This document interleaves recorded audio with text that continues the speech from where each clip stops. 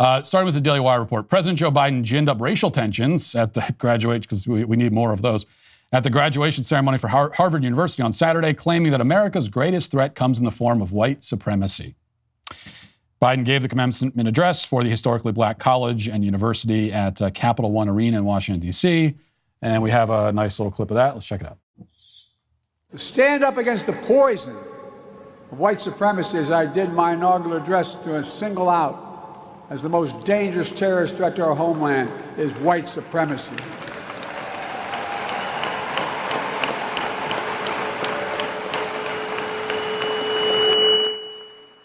And I'm not saying this because I'm at a black HBCU. I say it wherever I go.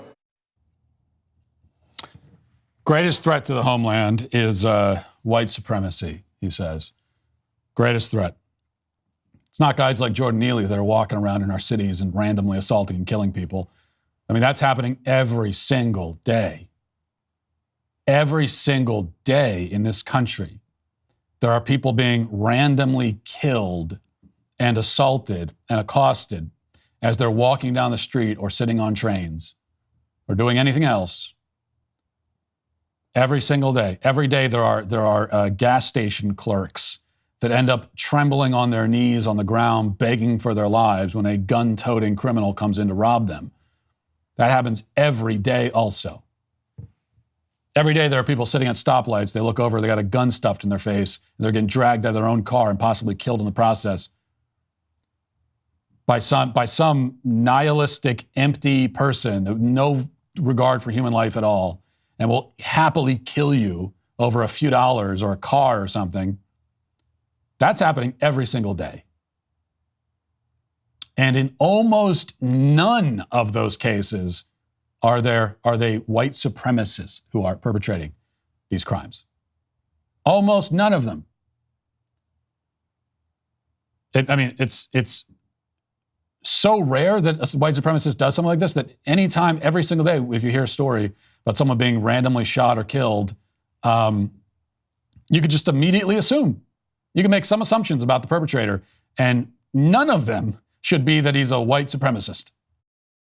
The first step in growing up and being a real man is getting off your parents' phone plan. Getting your own cell phone plan gives you a sense of independence and responsibility. It's a step towards becoming more self-sufficient. By paying for your own finances, you learn how to budget and manage your money.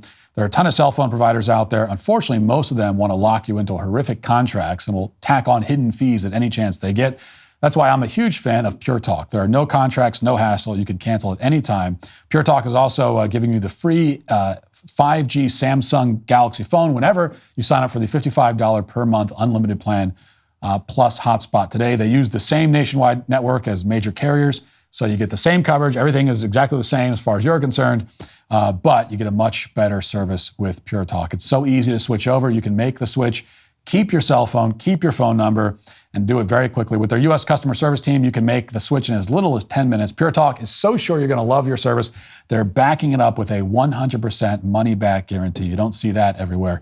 So go to PureTalk.com, enter promo code Walsh to save 50% off their first month. That's PureTalk.com, promo code Walsh. PureTalk is simply smarter wireless.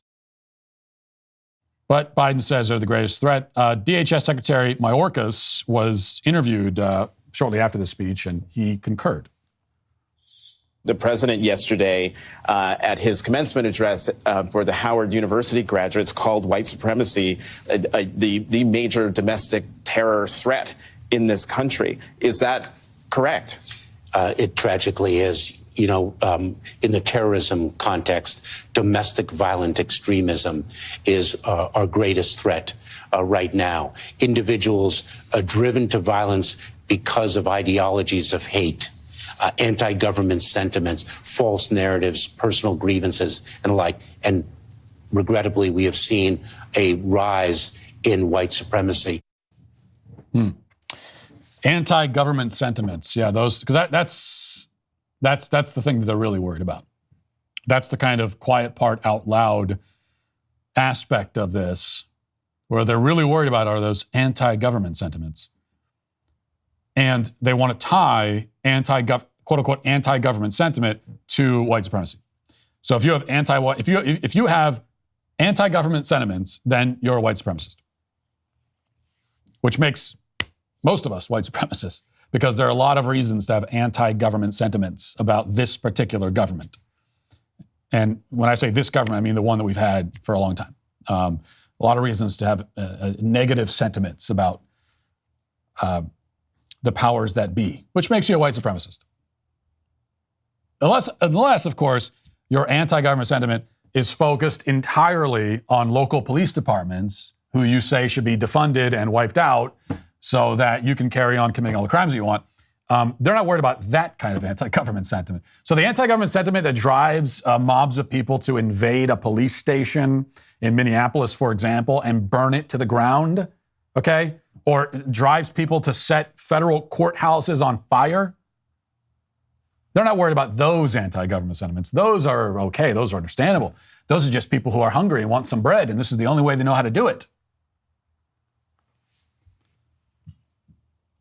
If you're anti-government, it's really, if your anti-government sentiments are more intelligent than that and more well considered and thought out, then it's white supremacy, according to them. There's no factual basis to any of this, of course. There's no way to justify any of it. The claim that white supremacy is the thing that we're, like, it is, for anyone who is worried about this, you're worried about the rise of white supremacy. I can tell you right now, you are eventually going to die. And depending on where you live, there's a not insignificant chance that you will be killed one of these days. But fear not, it is not going to be a white supremacist who does it. And I can just say that to you right now. Everyone who happens to be listening to me say these words right now, it is nearly certain that you will never be physically attacked by a white supremacist. It is not nearly certain that you'll never be physically attacked or killed at all. But it won't be a white supremacist. That'll do it for us today. Have a great day, everyone. Talk to you tomorrow. Godspeed.